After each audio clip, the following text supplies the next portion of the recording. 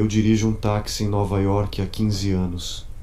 15 longos anos navegando pela selva de concreto, transportando almas de um canto do inferno ao outro. Você pensaria que eu já teria visto de tudo, mas esta cidade, essa maldita cidade, sempre tem outro truque na manga. Meu nome é Julius Caster e vou contar por que não consigo mais dormir à noite. Por que cada passageiro faz minhas palmas suarem e meu coração disparar? Por que estremeço a cada sombra que se move no meu retrovisor? Tudo começou numa noite abafada de agosto em 2008. Eu era novo no trabalho, ainda com os olhos brilhantes e cheio de esperança, achando que ia me dar bem na Grande Maçã.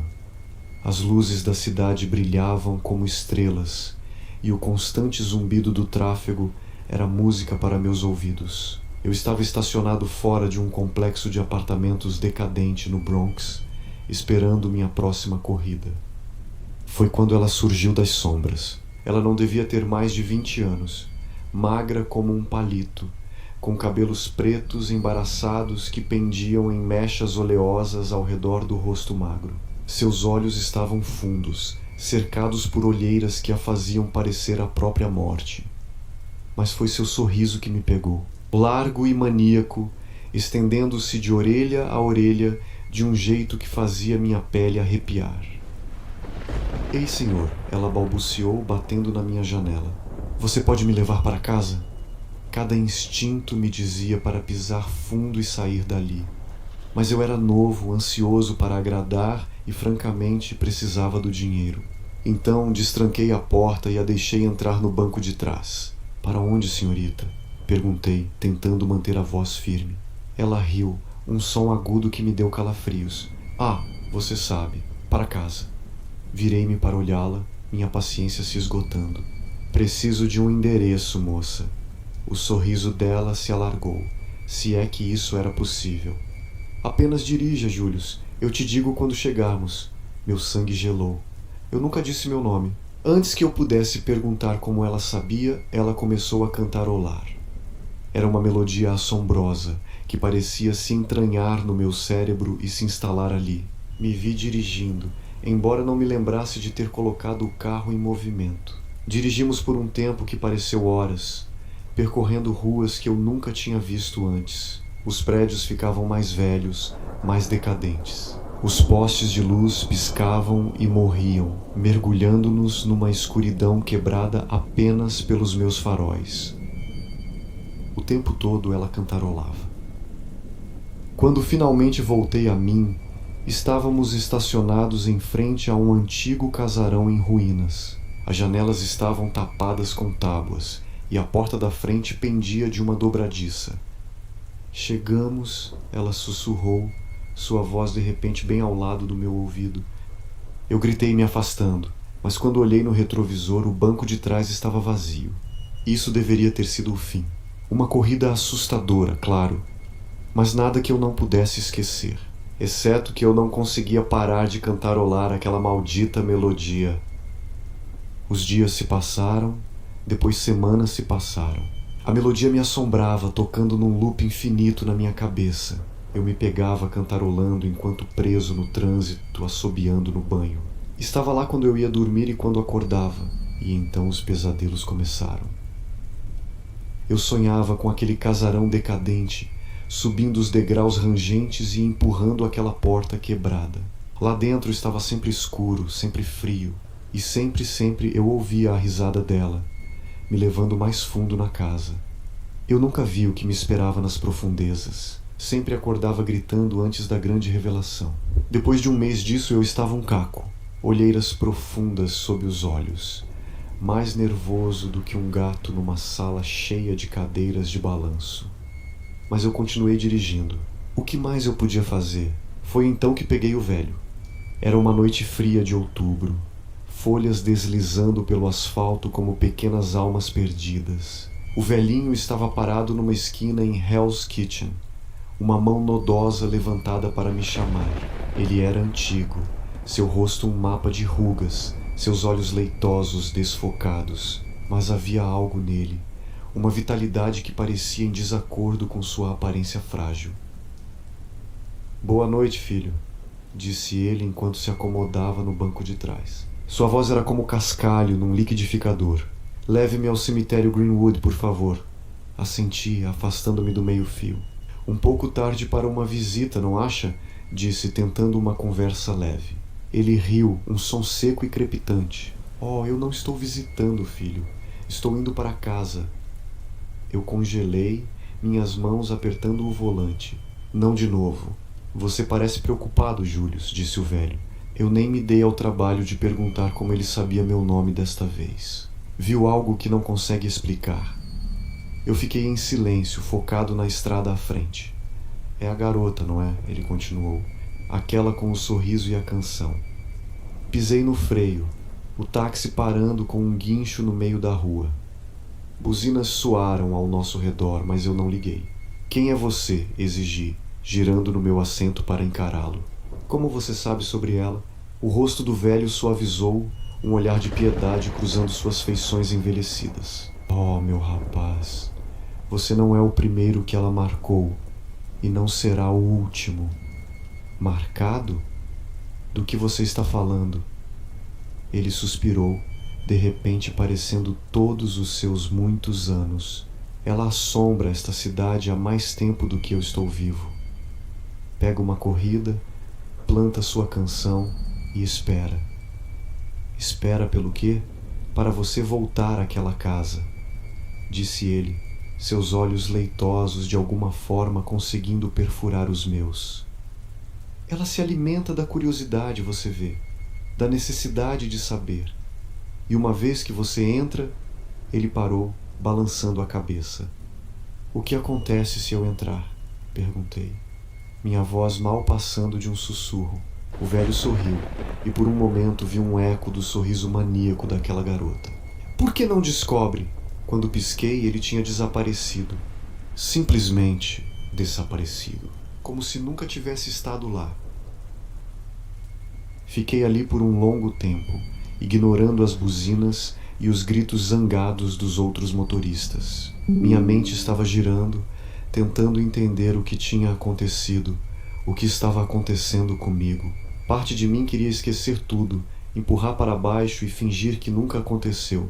Mas aquela maldita canção ainda estava lá, ainda tocando no fundo da minha mente. E agora, junto a ela, estava o desafio do velho. "Por que não descobre?" Eu sabia que não devia. Sabia que provavelmente era uma armadilha, ou pior. Mas a necessidade de saber, de entender o que estava acontecendo comigo, era avassaladora. Antes que eu soubesse o que estava fazendo, eu estava dirigindo. As ruas passavam borradas. Pontos de referência familiares, dando lugar a territórios desconhecidos. De alguma forma, alguma parte de mim lembrava o caminho. E então eu estava lá, olhando para aquele casarão em ruínas. Parecia ainda pior do que eu me lembrava, uma ferida escura no tecido da cidade. Fiquei no meu táxi por um tempo que pareceu horas, minhas mãos apertadas no volante, meu coração disparando no peito. A canção na minha cabeça tinha ficado mais alta, mais insistente. Finalmente abri a porta e saí. A rua estava silenciosa, vazia. Nem mesmo o habitual ruído de fundo da cidade alcançava este canto esquecido. Enquanto me aproximava da casa, os degraus da varanda rangiam sob meu peso. A porta quebrada se abriu ao meu toque, revelando uma escuridão que parecia viva. Fiquei no limiar, cada instinto gritando para eu correr, voltar para o meu táxi e dirigir até acabar a estrada.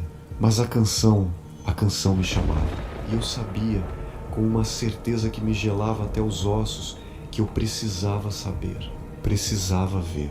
Respirando fundo, entrei. A porta se fechou com um estrondo atrás de mim, mergulhando-me na escuridão. E em algum lugar nas profundezas da casa, eu ouvi a risada dela. "Bem-vindo de volta, Julius", ela disse. "Eu estava esperando por você." A escuridão dentro da casa era absoluta, uma coisa viva que parecia pressionar contra minha pele. Tateei em busca do meu celular, desesperado por qualquer fonte de luz, mas meus bolsos estavam vazios. Eu tinha deixado no táxi? Ou simplesmente deixado de existir neste lugar? "Julius", A voz dela sussurrou, parecendo vir de todos os lugares e de nenhum ao mesmo tempo. Venha me encontrar. Eu tropecei para a frente, mãos estendidas, sentindo meu caminho pelo que presumi ser um corredor. As tábuas do chão rangiam sob meus pés, e eu poderia jurar que as sentia se mover, como se a casa em si estivesse viva e se mexendo. À medida que avançava mais fundo, memórias começaram a surgir. Não minhas, mas flashes vívidos de vidas que eu nunca vivi. Vi uma jovem em um vestido de melindrosa. Ela ria ao subir em um táxi Ford modelo T. Um homem de negócios, em um terno dos anos 1950, verificava seu relógio impacientemente enquanto chamava um táxi. Um punk com um moicano cambaleando bêbado para o banco de trás de um Checker Marathon amarelo. Todos eles acabaram aqui nesta casa, todos atraídos por aquela maldita canção. Não sei quanto tempo andei por aquele espaço impossível. O tempo parecia não ter significado ali, mas eventualmente me encontrei no que devia ser a sala de estar. A luz da lua filtrava por rachaduras nas janelas tapadas, projetando longas sombras no chão empoeirado. E lá estava ela, sentada em uma antiga cadeira de balanço, ainda cantarolando aquela melodia assombrosa. "Você veio", disse ela, sua voz cheia de admiração infantil. "Eles sempre vêm, mas eu sempre me surpreendo. Eu queria correr, gritar, fazer qualquer coisa além de ficar ali, mas meu corpo não obedecia. Tudo o que eu podia fazer era olhar para o rosto terrível e belo dela. Por quê?" consegui balbuciar. "Por que eu? Por que qualquer um de nós?" Ela inclinou a cabeça, considerando a pergunta. "Por que alguém faz qualquer coisa? Eu estou com fome, Julius. E você, todos vocês, me alimentam tão bem." Enquanto ela falava, sua forma começou a mudar. A pele dela ondulava e fluía como cera, suas feições derretendo e se reformando. Um momento ela era a jovem que eu peguei pela primeira vez, no outro uma velha bruxa, depois uma criança, então algo mais, algo que doía de olhar. "O que você é?" sussurrei, embora não tivesse certeza se queria saber a resposta. Ela riu, e o som ecoou pela casa, reverberando através do tempo. "Eu sou a passageira que você pega em uma noite chuvosa. Sou a sombra no seu retrovisor. Sou a canção que você não consegue tirar da cabeça." Ela se levantou, movendo-se com uma graça antinatural em minha direção. "Mas acima de tudo, Julius, eu estou com fome." Quando ela estendeu a mão para mim, virei e corri, tropeçando pelos corredores tortuosos da casa. Portas apareciam e desapareciam, escadas levavam a lugar nenhum, e o tempo todo eu ouvia a risada dela, cada vez mais próxima. Não sei como, mas me encontrei de volta na porta da frente. Ela estava aberta agora, mostrando a rua além. Meu táxi ainda estava lá. Um farol de normalidade neste pesadelo. Eu saí correndo da casa, engolindo o ar da noite como um homem que estava se afogando. Joguei-me no banco do motorista, mexendo com as chaves. Quando o motor rugiu para a vida, olhei para trás, para a casa. Ela estava na porta, sua forma ainda mudando, ainda se transformando. Mas seu sorriso, aquele sorriso terrível e largo, permanecia constante. "Vejo você em breve, Julius", ela chamou quando me afastei do meio-fio. Dirigi por horas, colocando a maior distância possível entre mim e aquela casa. Quando o sol finalmente nasceu, encontrei-me em uma parte da cidade que eu não reconhecia. Meu telefone estava no meu bolso, como se nunca tivesse desaparecido. Gostaria de dizer que foi o fim, que eu larguei meu emprego, mudei-me da cidade, deixei tudo para trás. Mas Nova York tem garras em mim, assim como aquela coisa na casa tem. Então continuo dirigindo. Noite após noite, corrida após corrida. E espero. Espero pela próxima passageira que cantarola aquela canção.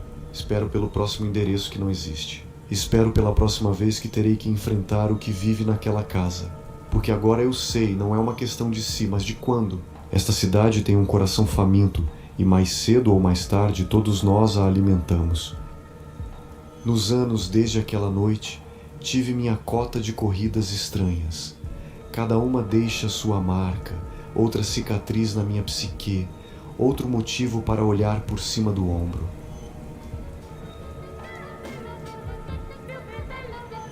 Se você gostou dessa história e quer ouvir mais relatos assustadores como esse, não se esqueça de se inscrever no canal e ativar o sininho para receber todas as notificações. Deixe seu like se essa história te arrepiou e compartilhe com amigos que adoram um bom suspense. E claro, comente aqui embaixo suas teorias e o que você achou mais assustador. Até a próxima. Se você tiver coragem.